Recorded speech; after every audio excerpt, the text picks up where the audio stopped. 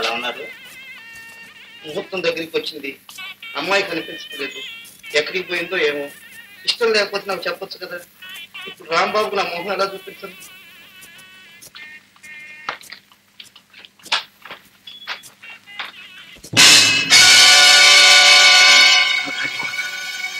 నాకంటే ముందే వచ్చేసావా ఇక్కడికి? ఓ మామగారా, ఏమిటి ఆలస్యంగా వచ్చారు? రండి రండి. ఏం చెప్పాలడు? ఏమైంది? సావిత్రి కనిపించలేదు. ఎక్కడికి ఉంటుందా? నాకేదో భయంగా ఉంది. ఆవిడే వస్తుంది. మరి మీ పెళ్లి ఆవిడ వచ్చిన తర్వాత చేసుకోవచ్చు. ముందు మా చెల్లెలి పెళ్లికి అక్షంతరం వెళ్తాం కదా.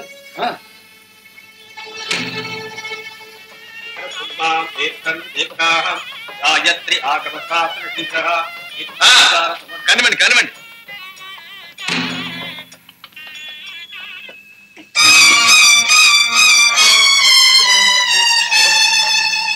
చెప్పరా బొమ్మ వర్ష? బొమ్మ 5 రూపాయలు.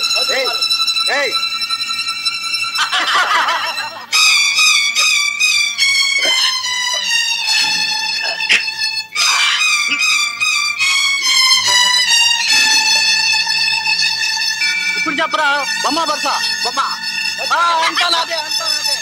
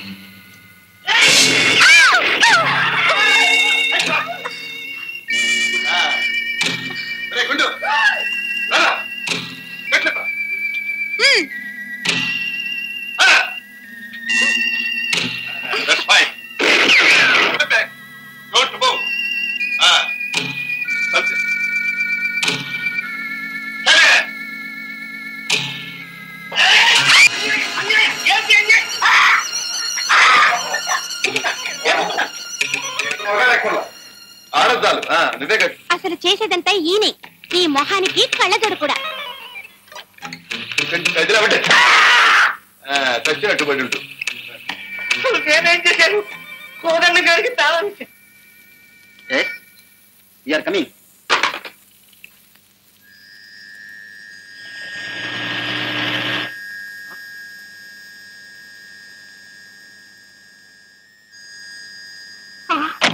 ఏమిటమ్మా దారి కట్టకెళ్ళి పడ్డావు? చచ్చిపోవాలందా? ఒరే కొండ, నీకోసం కూడు నీళ్లు మాని ఎన్ని గుళ్ళు తిరిగారా? నువ్వు శాఖ చూస్తా నన్నే మర్చిపోయావా? నీ అమ్మరా? అమ్మా నువ్వా? గుర్తుపట్టలేకపోయానమ్మా. ఎంత తెచ్చుకుపోయావు. పదమ్మా వెళ్దాం. ఇదిగో మా అమ్మని కారులో ఎక్కించు. పదమ్మా.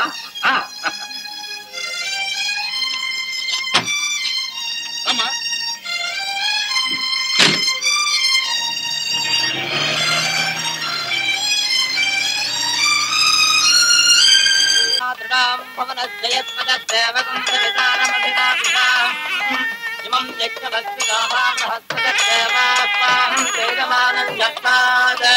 సర్వమంగళమాంగళ్యే శివే సర్వార్థసాధకే శరణ్యే త్ర్యంబకే దేవి నారాయణి నమోస్తుతే.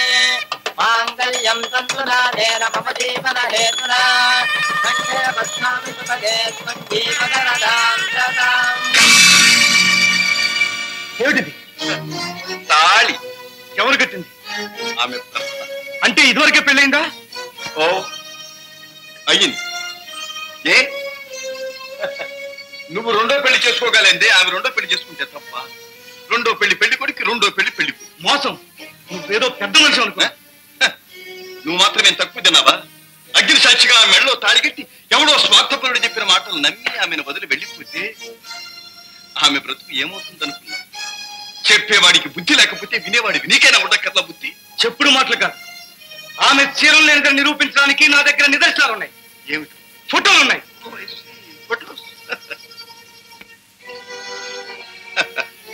ఆ ఫోటోలు ఇచ్చింది పెద్ద మనిషేనా? అవును ఈయనే. ఏం కోదన్న గారు, ఆ ఫోటోలు నాకు ఇచ్చింది మీరే కదా?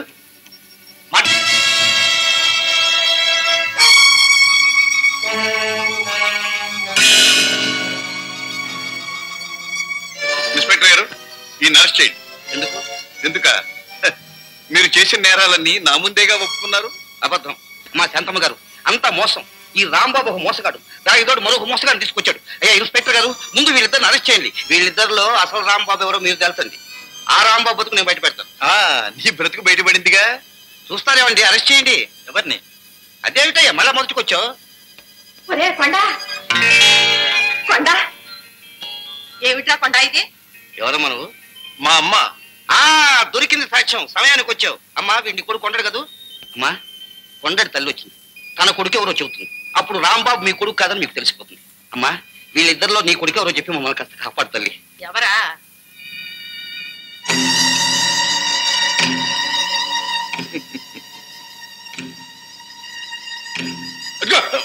అదే వద్దు, అటు చూడొద్దు. నేనేం తప్పు చేయలేదమ్మా. వీడు మా కొండడు. నేనే. మరి ఆయన ఎవరు? నేనా? సిఐడి ఇన్స్పెక్టర్, ఈ అరెస్ట్ చేయండి. నేనేం చేశాను? మీరు చేసిన నేరాలకు ఇంకా రుజువులు కావాలా? బాబు ఏమిటి నాయన ఇది? అమ్మా, మిమ్మల్ని అమ్మ అని పిలిచే అర్హత నాకు లేదమ్మా. బాబు మిమ్మల్ని మోసం చేశాను, కానీ మీ ఆస్తి అప్పగించాలనే దురుద్దేశం నాకన్నడూ లేదమ్మా. కన్నబిడ్డ కోసం కుమిలిపోతున్న మీకు మనశ్శాంతి లభిస్తుందని ఆయన మరీ మరీ చెప్తే మంచి కోసం మెత్తపడ్డా. కానీ ఇక్కడికి వచ్చిన తర్వాత మీ వంటి పవిత్రమూర్తుల్ని మోసం చేస్తున్నానే అని మొదలు మీ అనురాగం, ఆప్యాయత నిజం చెప్పకుండా నా నోరు కట్టి మీ ప్రేమ పాశం నా హృదయాన్ని బంధించి మీ పాదాలకు పెనవేసి ఏ జన్మ మీరు నాకు తల్లి చెల్లెలు అన్నప్పుడు నా మనస్సును మబ్బులో ఆవరించి నేను చేసింది నేరమే. మీరే శిక్షణ విధించండి, అనుభవిస్తాను. సీత, అన్నయ్య, అమ్మ, ఈ జన్మకు ఆ ఒక్క పిలుపు చాలుతుంది. వచ్చే జన్మలో నేను నిన్ను నా చెల్లెలిగా పుట్టించాలి. ఆ భగవంతుణ్ణి ప్రార్థిస్తాను. సెలవిప్పించండి అమ్మా. బాబు ఎక్కడికి వెళ్తావు నాయన? మీరు నన్ను క్షమించానంటే మా అమ్మని తీసుకుని వెళ్ళిపోతాను. అమ్మా, నీ బిడ్డ నాకు స్వంత బిడ్డ కన్నా ఎక్కువ. తన స్పర్శతో ఈ శవానికి చైతన్యం కలిగించాడు. తన అనురాగంతో ఈ తల్లికి ప్రాణం పోశాడు. ఎండిపోయిన ఈ అడవిని నందనవనం చేశాడు. విడిపోయిన భార్యాభర్తలను కలిపి నా కూతురు కాపురం నిలబెట్టాడు. వీటిని నేను ఎలా వదులుకోను? అక్క, నీ బిడ్డ నన్ను కూడా అమ్మా అని పిలవడానికి అనుమతించలేవా? అమ్మా, ఆ మాట నేనే మిమ్మల్ని అడగాలి. అసలు వాడు నా బిడ్డ కాదు, మీ బిడ్డే.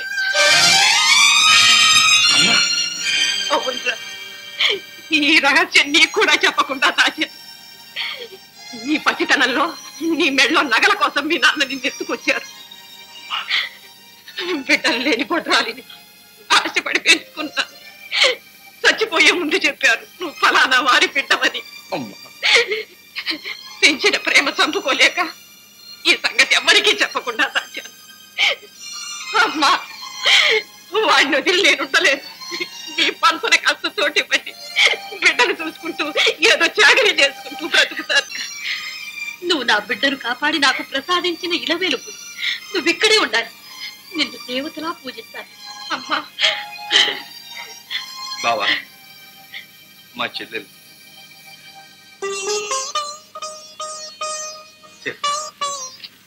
నన్ను క్షమించగలరా?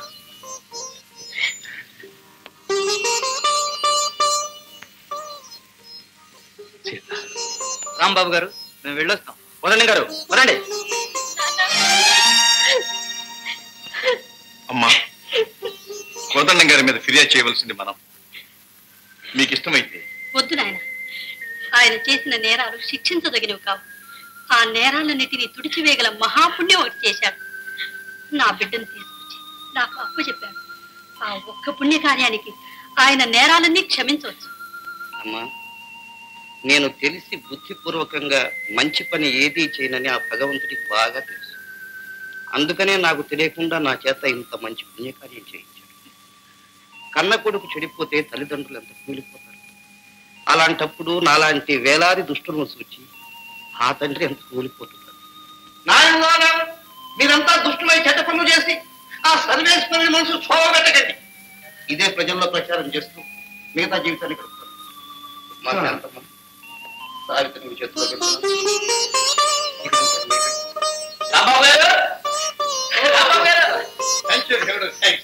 నువ్వు చేసిన సాయం ఎన్నటికీ మర్చిపో. ఏం చేసావురా? నువ్వు రౌడీల్ని పెట్టి ఆయన పంపిస్తానన్నావుగా. ఆ విషయం వెళ్ళి ఆయన చెవులో ఊదా. నేనే ఎదవను కాదు మామ. ఎట్టాగూ నీ కూతురు నాకు ఇచ్చి సావు. సావిత్రేమో ఆయన్ని ప్రేమిస్తూ ఉంది. పాపం బంగారం లాంటి బాబుని ఎందుకు చంపాలని ఆ పని చేశా. అప్పుడు నీ ఎత్తుకు ఆయన పై ఎత్తి వేసి నిన్ను చిత్తు చేశాడు. సరే, నువ్వు నాకు ఇవ్వాల్సిన 10,000 నా పేరు సావిత్రి చదివించు, లేకపోతే నా సంగతి తెలుసుగా. నీ ముక్కు చెవులు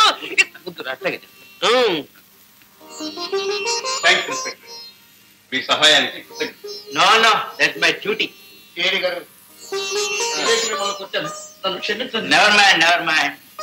మేము వెళ్ళొస్తామండి. అదేంటండి, ఈ ముహూర్తానికి రాంబాబుకు మా అమ్మాయికి పెళ్లి. ఆశీర్వదించాలండి.